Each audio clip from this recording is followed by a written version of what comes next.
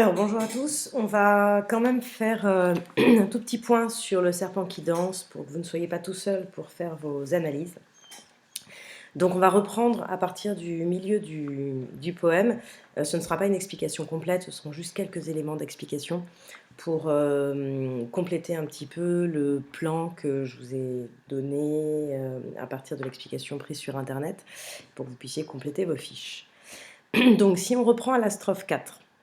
L'idée, c'est de repérer essentiellement les antithèses. Tes yeux où rien ne se révèle de doux ni d'amer sont de bijoux froids où se mêle l'or avec le fer. Donc vous retrouvez bien évidemment votre problématique, la boue et l'or, à travers l'association antithétique de l'or et du fer.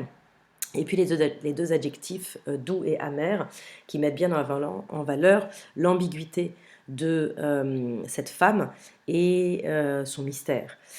C'est cette ambiguïté, cette dualité, ce côté contradictoire de la femme qui est productif pour Baudelaire. Ici, vous avez un jeu sur l'expression précieuse, les yeux sont le miroir de l'âme, cette expression traditionnelle en Occident qui nous dit que grâce aux yeux, au regard, on a accès à l'intériorité de la personne, et on voit qu'ici, on n'a accès à rien, puisque les yeux ne révèlent rien, vous repérez la négation dans cette strophe, et donc le poète n'a pas accès à l'intériorité de la femme. Cette thématique des pierreries, c'est un leitmotiv, donc un motif récurrent chez Baudelaire. Vous pouvez l'associer, pardon, vous pouvez l'associer à son appartenance au mouvement parnassien, donc au mouvement de l'art pour l'art, et au fait que c'est un orfèvre du vers, donc il va utiliser très souvent cette thématique des pierres précieuses, entre autres pour renvoyer à la poésie.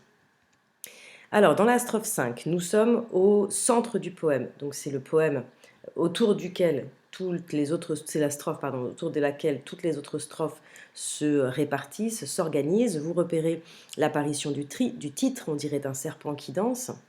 Ce motif du serpent est associé au monde oriental, au monde des charmeurs de serpents qui jouent de la flûte pour faire danser le serpent et qui renvoient donc à la musique poétique. On peut aussi, il faut aussi faire attention à la musicalité de cette strophe justement, repérer bien les allitérations en B qui alternent avec les allitérations en S. Tout cela mime évidemment ce qui est en train d'être décrit. Les allitérations en B renvoient au monde masculin aussi du bâton, et les allitérations en S à ce mouvement ondulant du corps de la femme. Cette femme serpent, elle peut faire penser à la figure mythique de Mélusine, qui est une femme, qui est une fée, mi-femme, mi-serpent. C'est une légende du Poitou, mais qui a eu un énorme succès à partir de la fin du Moyen-Âge. Et puis, donc, vous vous renseignerez, donc je vous ai mis une petite image de Mélusine ici, femme serpent qui ne doit pas être vue par son mari, et puis en fait son mari évidemment va quand même essayer de l'observer parce qu'il a des doutes sur son comportement, et elle ne doit pas être vue sous sa forme de serpent, sinon elle est condamnée à rester ainsi, et donc évidemment il va transgresser l'ordre, c'est ce qui est représenté ici, et Mélusine va devoir s'enfuir. Pensez aussi à la figure satanique du serpent, on en a déjà parlé en classe, et rattachez ça à toute la dimension satanique de la poésie baudelairienne. On retrouve le même jeu musical qu'à la strophe précédente, avec l'allitération en S, sous, paresse, se, balance, mollesse, et les allitérations en plus dures en dental, en T, en D, dans ta tête d'enfant par exemple. Et on a toujours cette dualité qui est représentée dans ces strophes baudelairiennes. C'est la reprise de la première strophe avec l'adjectif indolente. Donc le motif de la paresse doit être associé à la sensualité, à une certaine lenteur. Il faut que tout cela soit extrêmement lent parce que ça doit être hypnotique, hypnotisant. Vous voyez, et c'est parce que c'est hypnotisant que ça peut faire sortir le poète de son état normal et ouvrir l'accès au rêve. La danse associée à la tête d'enfant, on peut se demander pourquoi elle a une tête d'enfant, mais finalement vous avez appris l'invitation au voyage, et vous vous souvenez, mon enfant, ma sœur, songe à la douceur d'aller là-bas vivre ensemble. Dans l'érotique baudelairienne, la figure sororale, c'est pas du tout une figure incestueuse ou autre, c'est évidemment l'idée de l'âme sœur aussi qu'il va chercher dans son binôme féminin. Donc la tête d'enfant associée à la danse, ça peut convoquer la figure biblique de Salomé. Donc je vous ai mis quelques représentations. Salomé, c'est un mythe qui est extrêmement prépondérant au XIXe siècle. C'est même un mythe obsessionnel pour les hommes du XIXe siècle. Donc je vous ai mis quelques représentations qui datent soit du 19e siècle, soit d'époque antérieure, comme c'est un mythe biblique, on le reprend vraiment depuis une très haute époque dans la pensée occidentale. Donc Salomé est la fille d'Hérodiade, qui est une reine un peu licencieuse, femme d'Hérode. Et donc Hérode, c'est un prince de Judée, c'est celui qui va massacrer tous les enfants d'Israël au moment de la naissance de Jésus, parce qu'on lui annonce qu'un roi d'Israël va naître, il n'a pas envie d'être détrôné, et donc il va faire ce qu'on appelle le massacre des saints innocents, à savoir ordonner le massacre de tous les premiers-nés garçons du peuple d'Israël, ce qui va être fait. Et mais évidemment, Jésus il est protégé par les anges, etc. Donc lui, c'est le moment où ils vont s'enfuir. Un ange va venir prévenir Joseph, le père terrestre de Jésus, qui va mettre tout le monde en route et qui va partir pour l'Égypte. Et, donc, cette figure de Salomé, c'est une jeune fille qui a autour de 15 ans, et Hérodiade est très agacée par la prédication de Saint Jean-Baptiste, qu'ils ont emprisonné au palais, mais qui continue à condamner la vie du couple princier. Et donc, Hérodiade va utiliser sa fille pour séduire son mari, son vieux mari libidineux. Elle va lui demander à sa fille de danser pour Hérode, espèce de danse des 7 voiles, danse orientale. Et Hérode, tout émoustillé par son désir sexuel, va dire à Salomé qu'elle peut lui demander absolument tout ce qu'elle veut. Et Salomé va demander la tête de Saint Jean-Baptiste. Donc là, vous avez une représentation une évocation de la danse de Salomé. On voit le mouvement vrillant, le mouvement circulaire de la robe en bas, ici. Et ça, c'est Cranach, un peintre du XVIIe siècle, enfin 16e, enfin avant d'ailleurs, 15e siècle, Cranach, enfin 15e, 16e. Et ici, c'est la décollation de Saint-Jean-Baptiste qui est représentée. Donc Salomé a obtenu, on voit que c'est une très jeune femme, elle a obtenu par sa danse la tête de Saint Jean-Baptiste.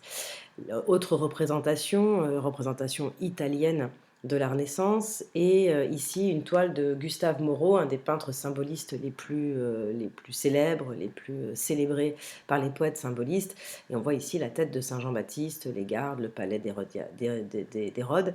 Hérode représenté ici, et Salomé qui a dansé. On voit toutes les pierreries, les ornements extrêmement riches et précieux de sa tenue qui ont pu éveiller les sens d'Hérode. Donc, strophe 7. Donc, je vais un petit peu vite, hein, l'objectif c'est juste de compléter ce que vous avez déjà. Donc le corps de la femme ici devient un vaisseau, et ton corps se penche et s'allonge comme un fin vaisseau. On reprend la métaphore initiale et on voit qu'ils deviennent tous les deux finalement un vaisseau, l'âme de l'homme et le corps de la femme.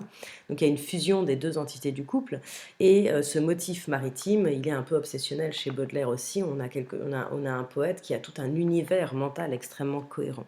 Ici, le réel va s'estomper au profit du rêve, et on va pencher dans les 3 dernières strophes complètement dans l'imaginaire. On retrouve la dualité musicale avec les S et puis les B, P qu'on avait dans les strophes précédentes. On a toujours ce motif binaire. La fin du poème raconte le réchauffement du désir avec la fonte des glaciers. Donc je ne commente pas tout, hein.